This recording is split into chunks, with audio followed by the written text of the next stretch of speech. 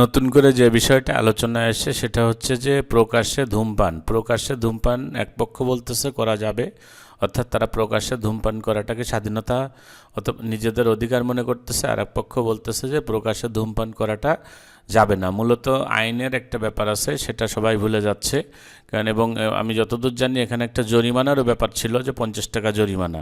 এই সীমিত জরিমানা এবং আইনের প্রয়োগ না থাকার কারণে কিন্তু আজকে এই অবস্থাটা তৈরি হয়েছে। তো যে পাল্টাপাল্টি যে অভিযোগগুলো চলছে, মূলত তাদের বক্তব্য কী? তাদের বক্তব্য খুব পরিষ্কার। এখন তারা এক পক্ষ চাচ্ছে ওপেন ধূমপান করবে রাস্তাঘাটে, আর এক পক্ষ বলছে যে না, রাস্তাঘাট সবার ওপেন ধূমপান করা থেকে সবাইকে বিরত থাকতে হবে। আমরা একটু দেখি কে কি বলছে। I know that having cigarette is your personal decision, but the footpath is whole Bangladesh. So this road is for whole Bangladesh, not only you having cigarette on this place. Open স্পেসে cigarette খাওয়া যাবে না। তারা অপরাধ করছে, অপরাধ করে তারা আবার জোর গলায় কথা বলছে। কিভাবে সম্ভব এটা? ঘটনাটা শুরু যেখান থেকে হয়েছিল, অর্থাৎ গত 2-1 দিন আগে প্রকাশ্যে ধূমপানরত অবস্থায় একদল মুরব্বী নিষেধ করে, এবং সেখানে যে ঘটনাটা ঘটেছিল তার বিবরণটা আমরা একটু শুনি।